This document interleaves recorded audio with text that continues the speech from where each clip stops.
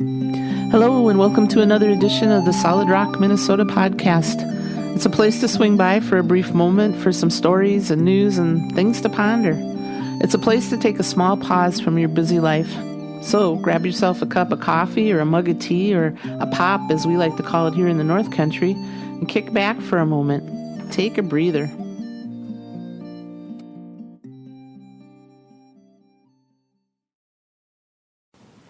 Well, we made it through Iowa in a sleeting, slippery mess on the roads.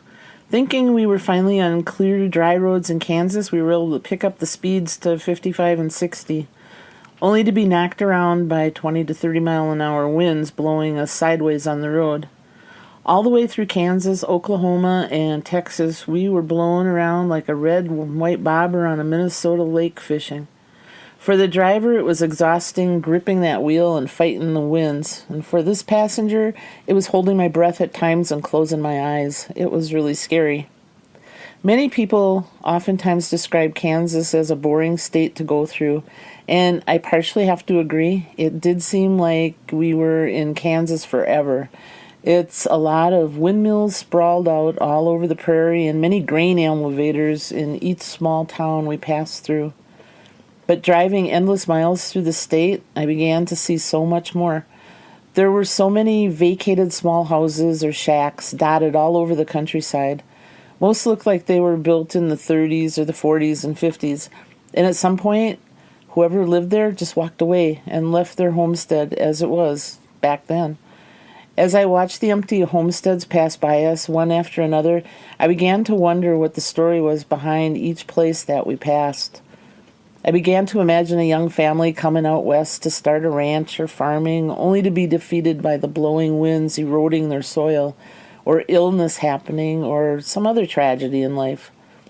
Or as my best half reasoned, maybe the couple farmed it for many years, grew old, and the kids promised to keep the farm going and walked away, leaving it to weather away. Together we drove down the roads and talked about some of the houses we saw, imagining the stories behind them. After a blowout on one of the new trailer tires, we wound up stranded in Kansas, waiting to get help getting the spare tire on. Our jack couldn't get the trailer up high enough to put the spare tire on. So AAA was called as it was getting dark and late and cold, and we didn't have anywhere planned to stay the night.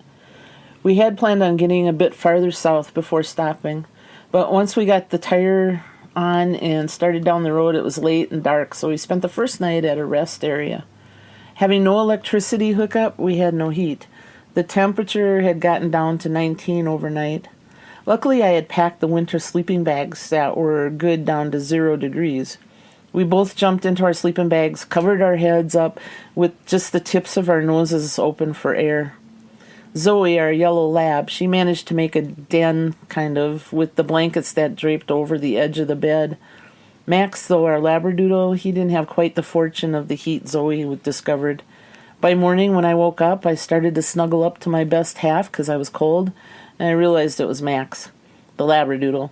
He broke all rules and had jumped up between us and burrowed in to get warm. The next morning, we hopped into Big Eddy, and down the road we went to get to a warmer spot.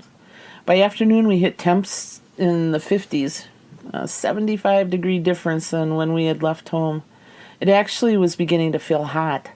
We got the stares by the local people when we were in our shirt sleeves and me in my flip-flops and the locals in their winter gear.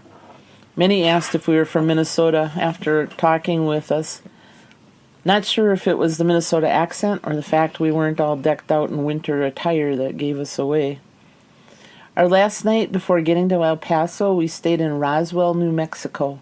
We woke up the next morning having not been abducted by aliens, so we decided to go into the town of Roswell and go into the UFO museum. This was a great place to learn the history of the alien visit to Roswell and other alien encounters around the world. Whether you believe it or not, it was really interesting to see. The other really great thing about the museum was it was very dog-friendly. So we got to take Max and Zoe right with us, and they walked through, and, well, they had their own opinions of aliens after seeing the lifelike figures. After Roswell, we followed the GPS.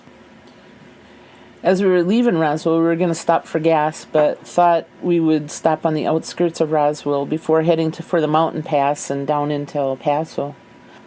So we turned onto Sagebrush Road, and that was the last person, building, or animal we saw for the next 34 miles. Pretty soon the gas gauge on Big Eddy was warning us we had 50 miles left in the tank. There was absolutely nothing in sight, and the nearest town was 30 miles away. Didn't know if they had a gas station either. Talk about waiting to the last possible gallon. We came into a little resort town of Mayhill, New Mexico, and found the one and only gas station with the price to match it, not having any competition. After filling the tank at almost $100, we were back on the road, a little wiser at the distance between towns. Up and over the mountains we went, and into White Sands National Park to take a peek at that and what that was all about. It's an area covered with white sand for miles and miles. I don't know why either. Everywhere else was desert. As we drove through, I had a sense of being back in snow-covered Minnesota. They plow the blowing white sand, and it looks just like after a Minnesota blizzard. Only it was 65 degrees. But it got me feeling like we were heading the wrong way. So we did a quick drive-through just to say we went there, and headed down to El Paso to meet up with the son and family. What fun it's been hanging around with the 6 grandkids and their parents. We're staying at a place called Mission RV Park, and it's on the, I think, east side of El Paso. I don't know for sure. But anyway, I want to give them a big shout out because they have been so accommodating to my son since they've been here since September, but also to us. They saved a spot for us in a completely filled campground. And they saved a spot for us right behind my son's camper. So we have a big area that we can have picnic tables, and we've been sitting out in the evenings and just having a really good time and being together. And so Mission RV Park, you are the greatest. And if anybody's ever passing through El Paso and needs a place to stay, go there. Trust me, you won't be sorry. And it's been fun with the grandkids because they see the camper door open on the cow and they just jog on over and they'll have breakfast with us or just sit and visit. Oh, how I've missed them since they left last September.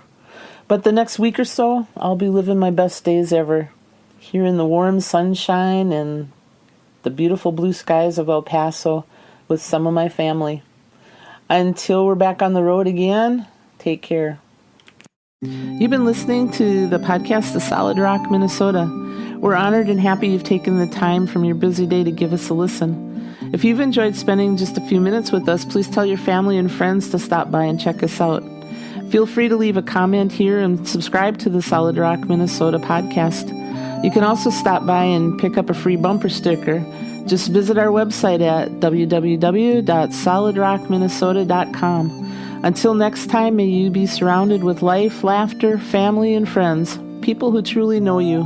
Many blessings.